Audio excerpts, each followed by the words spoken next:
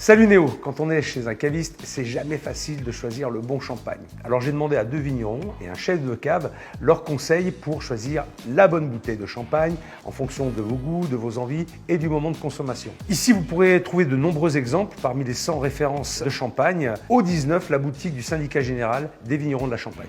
Bonjour. Bonjour chef. Moi je suis client lambda, j'y connais pas grand chose en champagne. Quels conseils vous me donneriez pour justement choisir le bon champagne?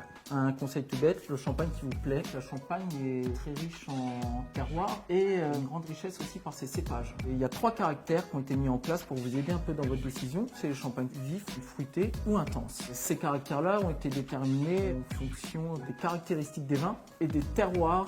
D'accord, donc les 3 caractères bien distincts, le vif, le fruité et l'intense. Et ces caractères-là, effectivement, sont là pour vous aider à déterminer quel champagne vous correspondra le mieux en fonction du moment, de la saison et de vos envies. Bonjour.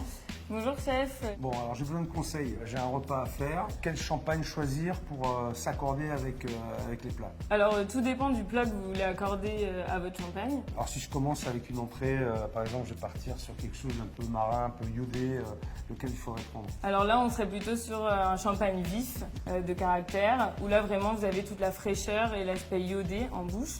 J'irais sur un poisson peut-être un peu plus structuré. Si on part dans l'esprit d'une bouillabaisse par exemple, quelque chose de quand même avec beaucoup de matière et beaucoup de goût. Alors pour une bouillabaisse, le champagne qui correspondrait le mieux, ce serait le champagne fruité, où là vraiment vous avez toutes les gourmandises avec le fruit qu'on ressent en bouche, qui s'allierait parfaitement à la bouillabaisse. D'accord. Et j'arrive à la viande. Alors plutôt viande blanche, sauce mori, sauce crémée comme ça un peu, pareil un peu riche. Un plat en sauce, on partirait sur un champagne vraiment intense, où là vous avez tout l'aspect boisé, épicé, ce qui conviendrait parfaitement à un plat. Avec les moris, sauce mori, ça marche bien. C'est ça, oui. On pourrait imaginer un dessert avec à base de fruits rouges. Pour un dessert à base de fruits rouges, on serait plutôt sur un champagne fruité. Après, si on a un dessert plutôt à base de chocolat, ça serait vraiment un champagne pour le coup intense où les deux se marieraient parfaitement bien. En fait, avec les 3 caractères de champagne, je pourrais faire tout mon menu.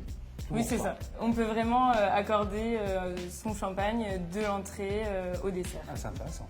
Bonjour. Bonjour. Bon Ludovic, j'ai besoin d'un conseil. Je viens d'acheter une bouteille de champagne. Comment je fais pour la conserver dans de bonnes conditions? La meilleure solution de la conserver, c'est dans sa cave. Ouais. On n'a pas forcément la cave parfaite. Ah, c'est ça. Voilà, la cave parfaite, c'est quoi? C'est une cave tempérée entre 10 et puis 15 degrés toute l'année, à l'abri de la lumière et surtout les bouteilles allongées pour que le champagne reste en contact avec le bouchon. Après, quand on n'a pas la cave parfaite, il y a d'autres solutions qui s'offrent à nous, dont quelque chose qui est de plus en plus courant maintenant, qui est la cave réfrigérée, ou à l'abri de la lumière dans son carton d'origine, ça passe très bien. Tout ce qu'il faut éviter, c'est la variation de température. Alors maintenant, je décide de le servir. Comment je le sers pour qu'il soit optimum au niveau du goût et qu'on puisse ressentir toutes ses qualités? L'idée, c'est quand même de le servir entre 8 et 10 degrés, parce que le champagne, il faut qu'il soit frais, mais surtout C'est bien frais, 10 degrés. Hein. voilà, et qui développe le maximum d'arômes. Alors comment on ouvre une bouteille? On vient pencher la bouteille, venir chercher l'ouverture facile. Oui.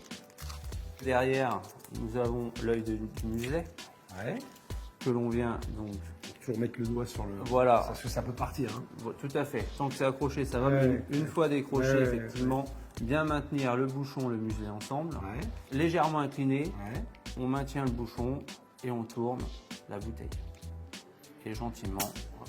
Super. Et ensuite, on vient servir. Bon ben voilà, vous avez maintenant toutes les clés en main pour choisir le caractère de champagne qui correspondra à vos envies en fonction de l'apéritif, du repas ou du dessert. Alors je vous invite à aller sur le site Champagne de Vigneron pour approfondir vos connaissances.